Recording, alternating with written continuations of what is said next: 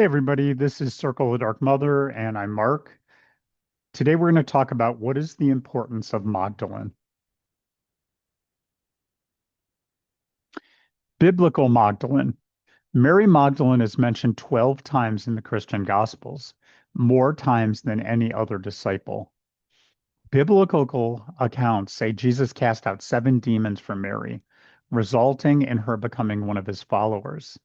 The Gospels also say that she was at the crucifixion and the burial.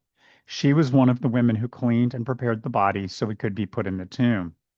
Some Christian traditions say that she is the apostle of the apostles, since she was the first to see the risen Christ and then tell the male disciples.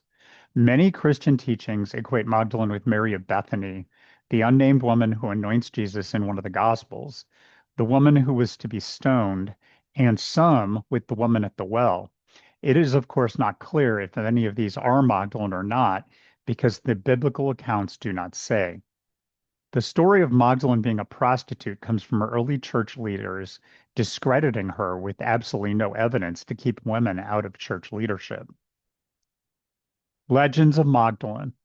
There are many legends of Magdalene throughout the world. In southern France, there is a tradition that Mary arrived there via boat after the crucifixion and resurrection. In some accounts, she is said to be accompanied by Sari the Egyptian or her daughter, or that Sari the Egyptian is her daughter.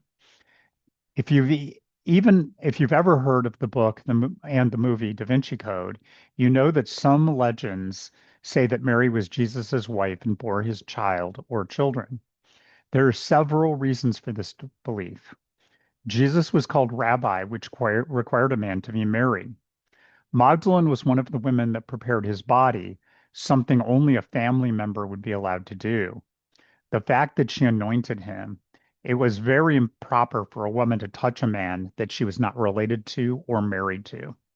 Some legends in southern France say that they were married and that she did have his child. Legends go on to describe Magdalene as living out her life in a cave in France.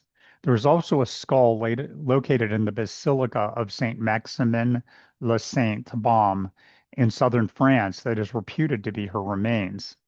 Her title, the Magdalene, may come from a town Magdala or may come from a Hebrew title, Migdal Eder, meaning Tower of the Flock.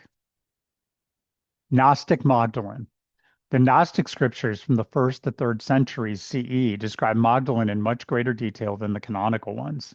She is front and center in many of these heretical texts as the primary disciple ahead of the men. Peter is shown as very hateful to Magdalene because she is favored by Yeshua, which is his Aramaic name used by the Gnostics, since Jesus is an anglicized name that didn't even exist. Peter also comes across as a bit slow in receiving the more advanced teachings.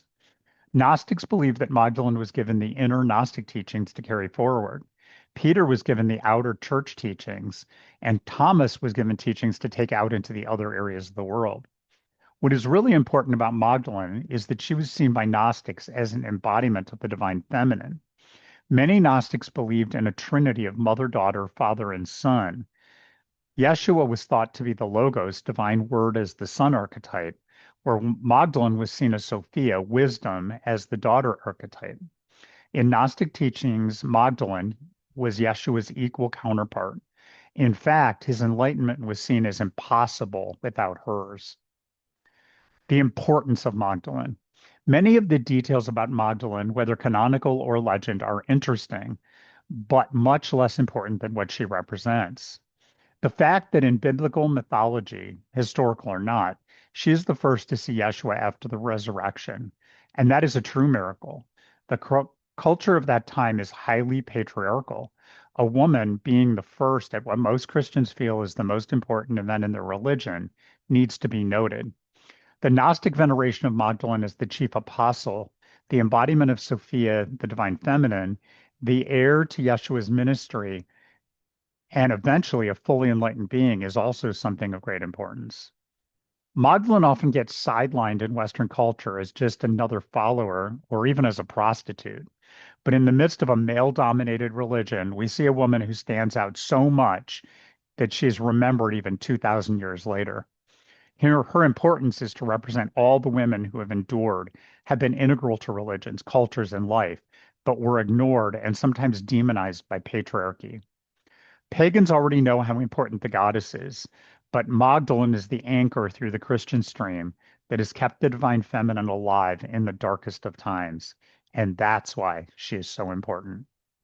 Hopefully that was helpful. Thank you. Take care and talk to you soon.